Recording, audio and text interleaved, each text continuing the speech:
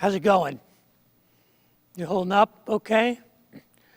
I know this is unusual, unfamiliar territory for us. And last week I suggested that all of us could perhaps use a superhero.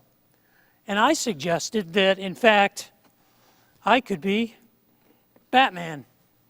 Now, I know that some of you may question whether or not that's possible. My wife certainly does. She said, definitely you're no Batman. But I think we can all understand the value of having a superhero. Now, I may not be Batman, but I think I know who is. You see, these are difficult days. These are days that are unusual. I don't know about you, but I've never experienced anything quite like this. And the reality is we see all around us unfamiliar activities where the rhythm of our life has been completely disrupted. And we begin to wonder, it's completely reasonable for us to question, will things ever be the same? Financially, socially, relationally, can we ever go back to the way we were? And I don't think we will. I think we'll go back with a sense, hopefully, of greater appreciation for the things that perhaps we took for granted, for the rhythm of our life that we had gotten lost in. And I know that this is difficult and unsettling and isolating. I know there are many people that really feel distanced from family and friends and from connections, and it's amplifying the loneliness that many people feel. And I see it. I see it on the news. I see it on social media. I see the discomfort and the unsettled times, the wondering, the imagining, the questioning, the fear, the anxiety, the worry. These are real things. But there's something else that I see. Something that I didn't expect to see at all. Something that I wasn't sure I would ever see in my lifetime. And it's not something that I didn't expect to see among us as a congregation or even in our community. But what I am seeing is taking place across our state, across our nation, even around the world. What I am seeing is the divine, the sacred, coming out. I'm seeing the fingerprints of God. I am seeing that thing that was covered over with our humanity. Because make no mistake about it, we live in a world that does us no favors, that does not advance in us native generosity. We are true Darwinians.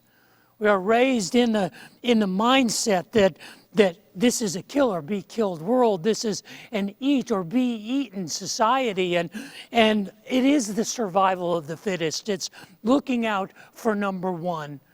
It is this sort of difficult survival mentality that leaves behind those who can't keep up, that thins the herd, that culls the crowd, that says, if you can't keep up with us, we will leave you behind.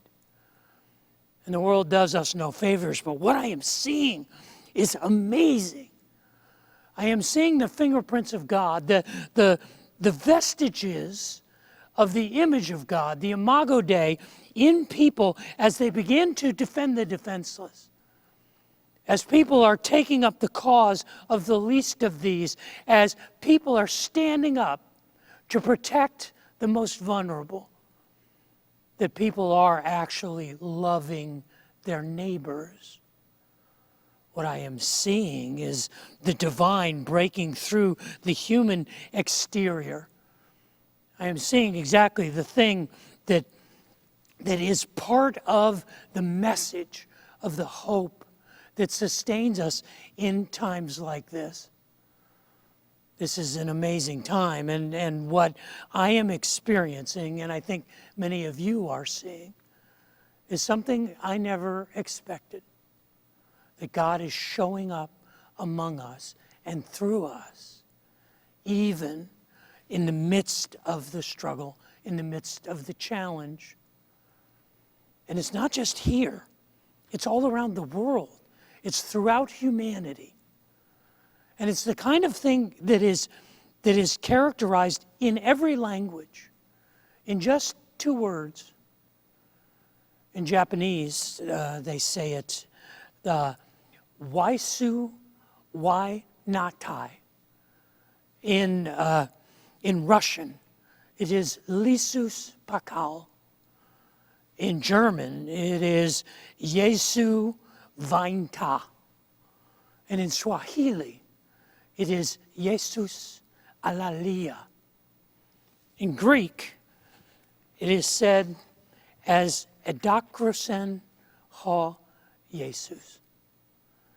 And in these simple words, 2 words, in every language, in every tongue, is an indication of the integration of the divine and the human, the evidence of the fingerprints of God, the bringing forward of the vestiges of the Imago Dei. I want to look at this today. I want to look at the evidence of God at work among us. But before we do, I'd like you to pray with me. Father in heaven, I would ask that the words of my mouth and the meditations of my heart would be pleasing in your sight, and that you would use your word spoken by your servant, anointed by your Spirit, to capture our hearts for each other and to bring out in us your divine design. May we, in these days of difficulty, shine like lights. Pray that for myself and for my family and for everyone who is watching all around the world today. For we ask this together in Jesus' name. Amen. The word is alexithema or alexithemia or alexthemia or alexathemia or alex. They didn't tell me how to pronounce it. I know there are a whole group of professors and psychologists and psychiatrists and counselors who know what alexithemia is, and you know how to say it. It's not alexithemia or alexithemia or however you say it. And see, that's why I miss you being here. Because I know that when I said that word, you would be face-palming or giving me an eye roll or shaking your heads like, Dave, that's not how you say the word. The journal articles that I read just used the word. They didn't actually explain how to say it. So give me some grace, because alexithemia or alexithemia or alexithemia or however you say it is the technical scientific term for a person who does not have the ability to feel empathy. For a person who does not and cannot understand the feelings of others. Now, we run across people all the time and we wonder whether they are unable to feel empathy. I'm sure that you have run into employers or bosses or professors or police officers or doctors or lawyers, and you wonder, do you have any ability to feel anything other than your own agenda? Do you, maybe you are suffering from alexithemia or alexithemia or whatever it is. You are suffering from that disorder in the inability to feel empathy, but this is classified psychologically as the incapacity. A person cannot feel what others feel. Psychologically speaking, there are 2 types of empathy. There is sort of an affect empathy, the empathy of affect or emotional empathy that understands how other people feel. There is also a cognitive empathy, which really is understanding how people think, how people perceive the world, their point of view. The affective or cognitive empathy are broken down into many different sort of forms, but every human being has the ability to understand what someone else is feeling unless they are suffering from this disorder. The problem is that scientists are not in agreement on where empathy comes from. Neuroscientists have conducted what are called functional MRIs, where they put a person in an MRI machine and then they show them images of people feeling different things. And the MRIs show that there is a change in a person's blood flow in their frontal cortex when they see the emotions or the images, emotional images of another person. And there's part of the neuroscientific community that believes that empathy is purely biological. Now, there's another part of the scientific community that believes that empathy is a learned behavior, that it is part of who we are as human beings, that we learn empathic behavior. You experience this all the time if you hold an infant in your hands and you make a face at them and then they repeat the face. And you can actually cause an infant to laugh or an infant to cry if you make a face that's an angry face or a happy face or a silly face. There is the theory among neuroscientists that there are things called mirror neurons in our brain that actually are increased in their activity when we visually discern the feelings of others. But the scientific community is divided. They don't all agree on whether this is a learned behavior or whether this is part of our ancestral DNA, whether this is a biological response. Sociologists and anthropologists believe that it is part of what makes community and society even viable, that we have some sensibility, some sensitivity to the emotions of the people around us.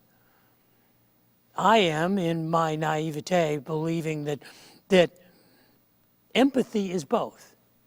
But it's not just a biological or a learned behavior. I believe it is actually a spiritual behavior.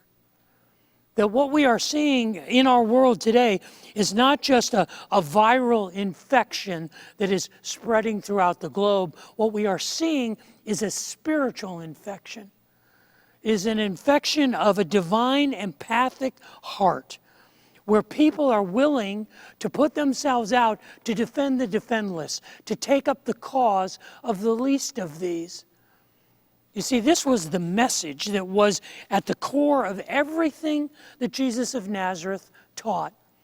It's repeated over and over throughout the Gospels. In fact, a number of times, people would come to him and they would ask him, what was the greatest commandment in the law? And every time he answered them the same way, he referred to the law of Moses. And he said the first and the greatest commandment is that you should love the Lord your God with all your heart, your soul, and all your mind. But then he says, and there is a second that is exactly like it, and that is to love your neighbor as yourself. And as I understand it, what Jesus was saying is you love God by loving your neighbor. The cornerstone of his message, the repeated theme throughout the teaching of Jesus of Nazareth, was to resurrect the image of God, to put us in touch with that divine impulse, that empathic impulse. And this is exactly what I am seeing all across our globe as we isolate ourselves, as we not just protect ourselves from this insidious virus, but we protect the weaker among us. This is not just a biological response. This is a spiritual response. And this spiritual response was encapsulated in two words. A year ago, as I was anticipating our series, our study, as we move toward Easter in the year 2020, I thought it would be great for us to review sort of the appetizer to the resurrection, the prelude to the resurrection of Jesus of Nazareth, which is the story of the resurrection of Lazarus of Bethany.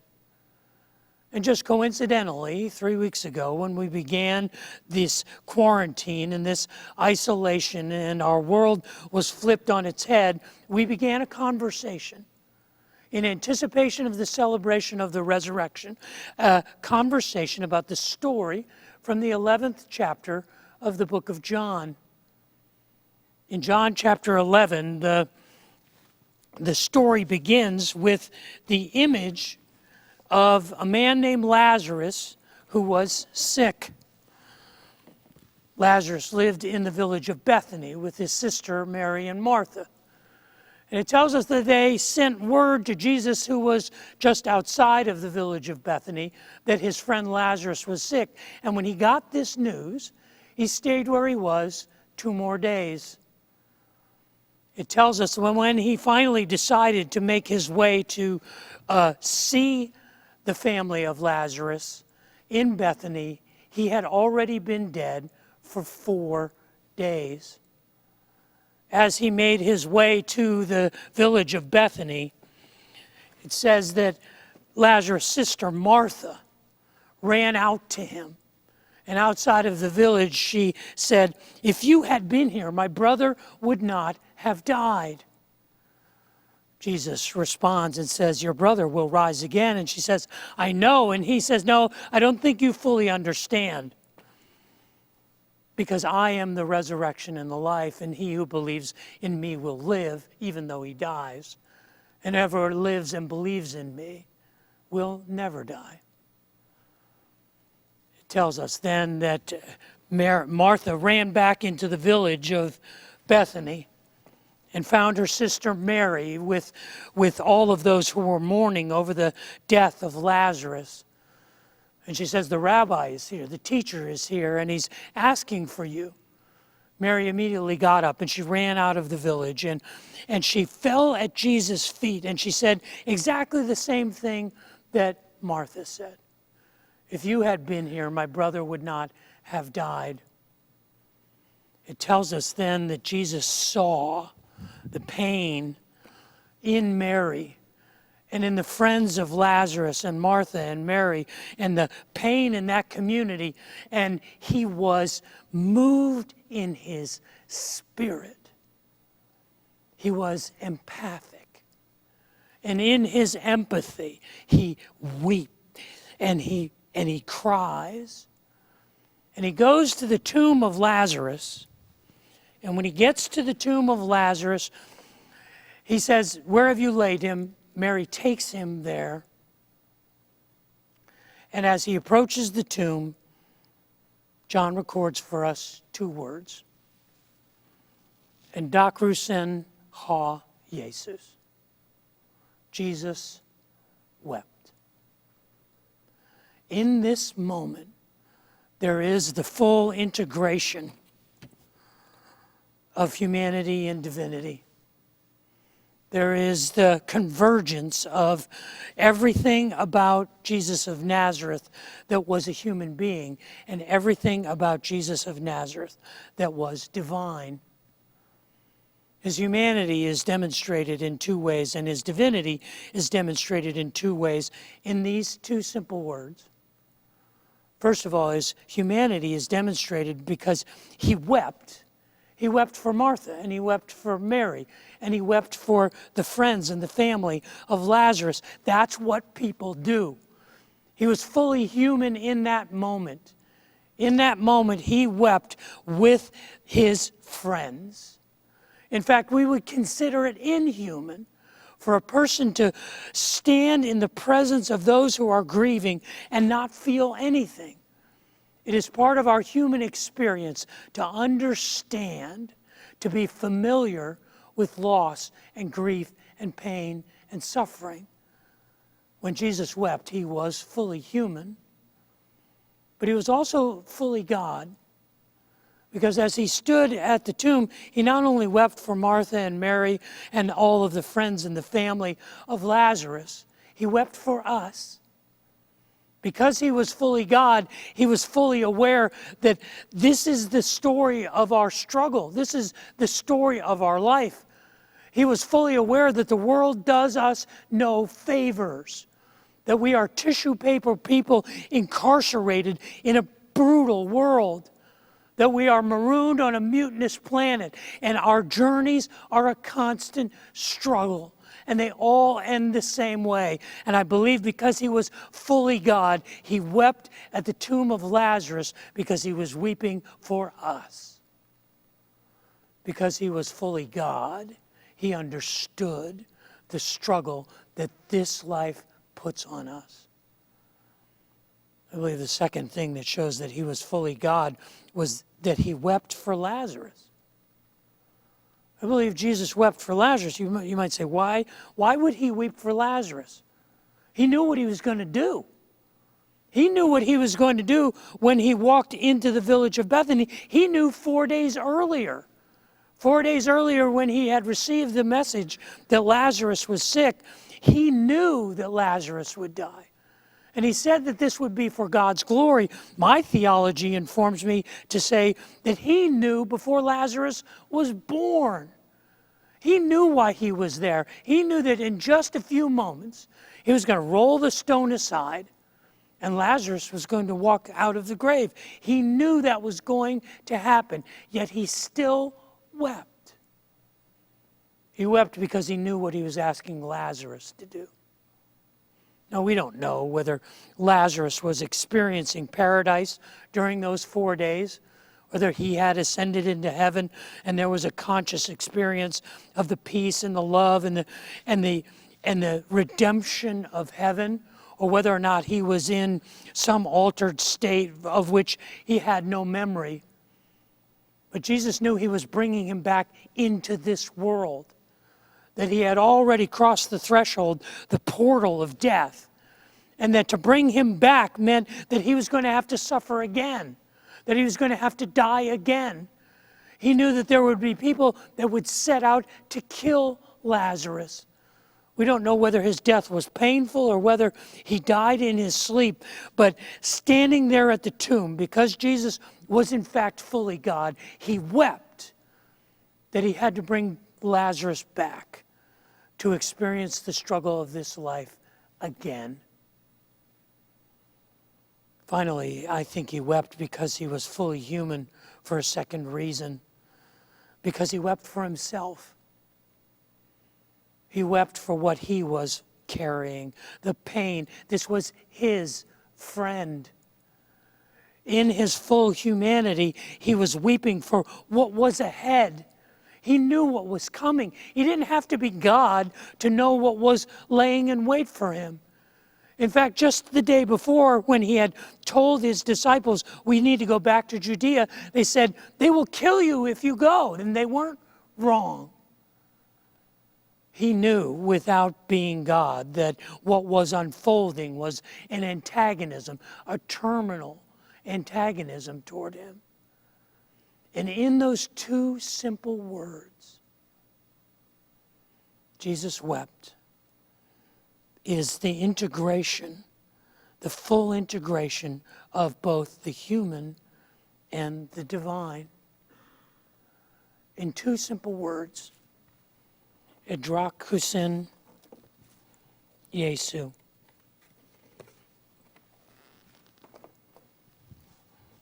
Jesus wept. The full integration of the human and the divine. And this is the message that he had throughout his life. It was the idea that he said that we know of as the golden rule. Do unto others as you would have them do unto you. It is the foundation of the faith of following Christ. That, as Paul said in the instructions in building the architecture of the church in Philippians chapter 2, he told them, don't do anything out of selfish ambition or vain conceit. Rather, in humility, value others above yourself. Don't look out for your own interests, but consider the interests of others. That the activity of empathy is actually the expression of the divine in us. We are being the people God designed us to be. When we take up the cause of those less fortunate, when we defend the defenseless, when we protect the least among us, when we love our neighbor as ourselves. This is the divine that I am seeing all around us. This is the divine that I'm seeing taking place as the circumstances of our world press into us, what I am seeing is this remarkable outpouring of generosity, of consideration, of thoughtfulness. And this is not simply this is not simply a human activity. It is a supernatural activity. What we are seeing is human beings all across the planet reflecting the vestiges of the image of God, the divine design, as we take up the cause of those in need around us. Not just protecting ourselves, but protecting the least of these. Now, scientists disagree on whether or not we are people who biologically function empathically because there are triggers in our brain, because there are mirror neurons that fire off inside of our heads that cause us to behave empathically. There are some people who would argue that this is part of our ancestral DNA, that sociologically and anthropologically we are people who behave in empathic ways because it is how you survive in community. But I would suggest that it's much more than any of these things, that it is a supernatural disruption, that what we are experiencing in this time is a revival of the image of God in us. It is counter to our nature. It is contradictory to who we are as human beings. That we are taught from the time that we are born that you have to look out for number one. That you have to defend yourself because no one will do it for you. The world will do you no favors. We practice the law of the jungle and the survival of the fittest. We know that this is a cruel and brutal world and it's a kill or be killed life. But in times like this, what I am seeing is supernatural, a superpower. A behavior that is beyond anything that we could manufacture on our own. It is in us, the very image of God. It takes place not just locally, not just in our congregation, but it's taking place across the globe in every language, in every nation. It is as the Chinese say. The two words are Yazu Kuntai. In the Russian language, it is Jesu Pakala. In French, it is Jesus. What is it? Jesus? I forget the French. In Spanish, it is Jesu Yoro. And in Greek, it is Edakrusen Jesus. We say it, Jesus wept. But the reality is, we say it with our lives. It is the expression of the divine in us. It is the overlapping of the divine and the human that is expressed in our empathy. It is, in some ways, a superpower. I know, and my wife will affirm, that I am in fact not Batman. But I know who is. It's you.